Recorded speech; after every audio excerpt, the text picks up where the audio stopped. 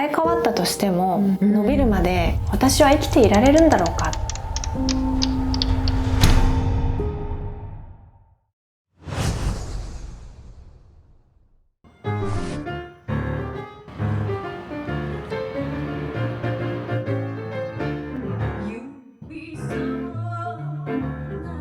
リルさん、銀座のピアノラウンジで舞台に立ち、数々のナンバーを歌いこなすシンガー、歌の配信を行うライバーでもある。彼女がここに至るまでの物語を追った。長年非正規雇用で働いていた。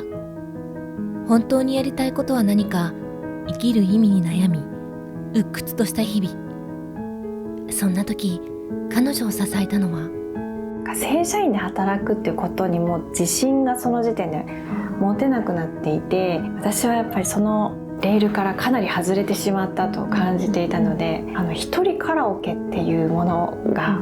言葉がこう流行り始めた頃に辛いことがあったとか、落ち込んで帰ってきた時とかは夜遅い時間でも少し歌ってから家に帰るとか。人生は時として最も過酷な形で生きる意味を問いかけてくる。がん、その二文字が日常を、そして未来への希望さえも奪い去ろうとしていた。あれっていう違和感が、しこりがあるかもしれないと思って、ですぐに病院を受診したと。はっきりと、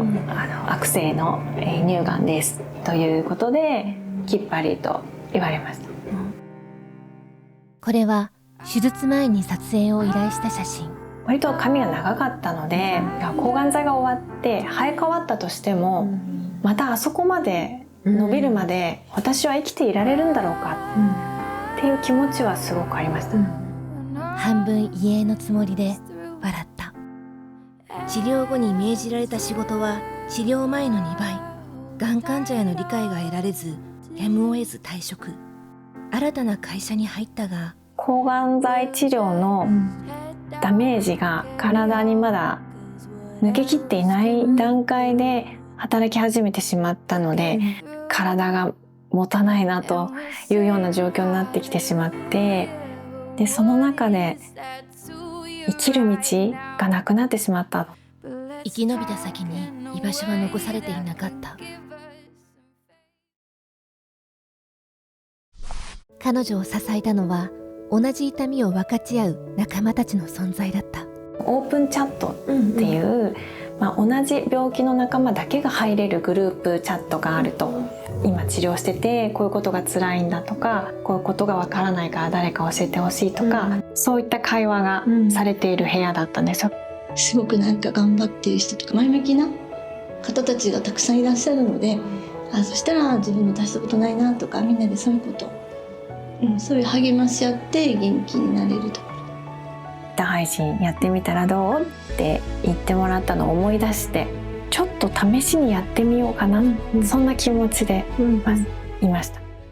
その一歩が始まりとなった。まずのアイテムありがとう。ありがとうございます。盛り上げてくれて感謝ありがとう。またこうなるっていうね、そういう風に思えるので。今の独り言っぽかった。おかえりなさい、来てくれてありがとう。ではね、世界中のダイヤルにきっとお待たせしました。い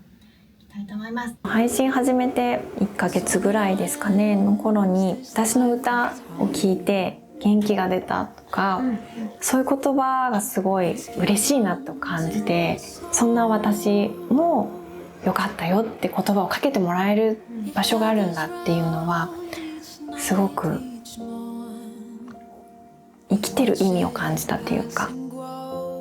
その歌声は運命の扉を開く。ライブバーバーブラのオーナーあさみさんとの出会い、突然のプロのステージへの誘い、とある決意を胸に承諾した。それはウィッグなしで初めてのライブを迎えようっていうことは決めていて、抗がん剤治療を終えてから1年後、ようやく髪が生え揃ってきたタイミングで踏み出した。まして、ヒデと申します。今、ご紹介に預かりました。よろしくお願いいたします。本当に人生の初ステージを、お客様がいいる中で歌うっていうのとはやっぱ全然違う世界で、ものすごいやっぱりプレッシャーを感じて。リルさんの場合は低い声というかたっぷりとした声っていうね、そういう感じがちょっと気になるので、面白い感じになるのかなって、そんな期待もあって声をかけました。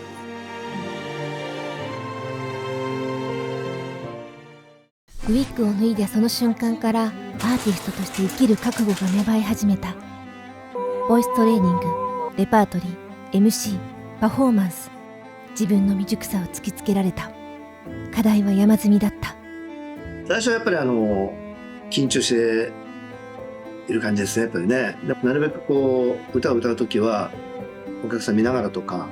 そういうことをリルさんにお話しして、もうしっかりとね、自分のステージとしてこうできるようになってきたという、そういうところがかなりこの2年で変わったかなと思います。止まりかけていた秒針が動き始めた。次第に一つの思いが芽生え始めた。命を支えてもらった感謝を歌に乗せて伝えたい。自ら作詞作曲した初のオリジナル曲、空の約束。やっぱりオリジナル曲っていうのを欲しいなっていう気持ちは強くあって、じゃあどうしようとなった時に、よし自分でゼロから作ろうっていうことで、同じ病気の仲間たちにすごくこう救っていただいたっていうのもあるので、そこの部分も入れていきたかったかなという。曲名である空の約束にはこんな思いが。この世界から自分が旅立ったとしても、それはやっぱり病気を経験して死を意識したところから出た言葉なんですけど、必ず天に旅立っていく。体では会えなくなるけど、向こうの世界でまた必ず会える。空に帰ってもまた会えるよ約束っていうのはやっぱり強い思いが入っていますね。ご自分のね経験をもとにあとは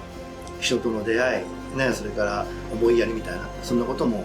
たくさん入っていて、歌詞も非常にいいなと思いました。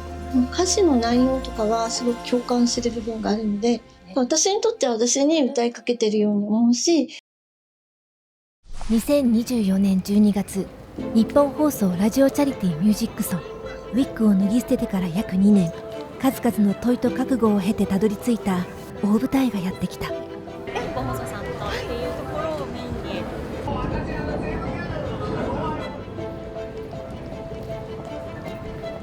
なっていただければと思います。そしてここ有楽町駅前広場でリルさんの歌声、この後ごゆっくりとご堪能ください。ご登場いただきましょう。リルさんです。どうぞ。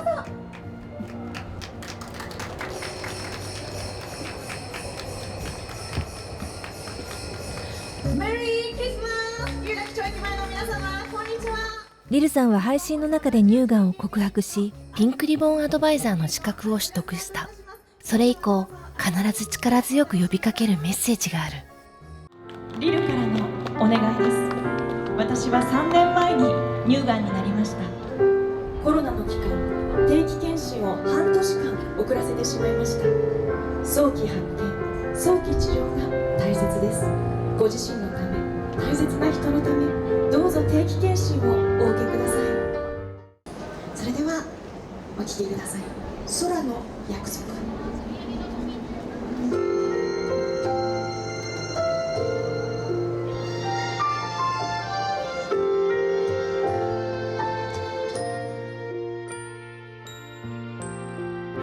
消えない傷に命の証重ねたら、同じ痛みを抱えた君に出会えた奇跡、生きる力くれた君に今できること、夜は越えて君の心に歌を届けよう、歌を届けよう、波を音に乗せ、心はいつでもそばにいるよ、そっと新しい今を生きて明日を描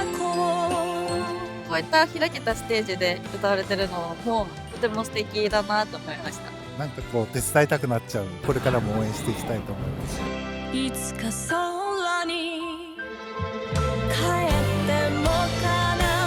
ず会える約束、君の心に愛を届けよう、愛を届けよう、星屑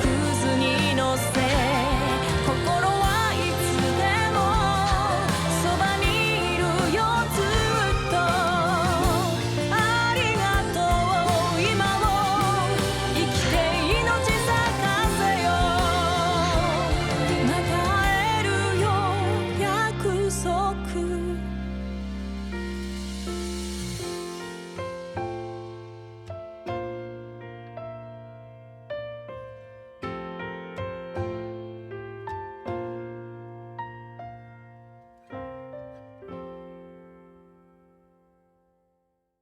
その運ばれた先でしっかりこう自分のできることを精一杯やって命を咲かせるっていうことが自分の運命なのかなと感じていて、何か挑戦していく人たちと一緒に走っていける存在であれたらなと思います。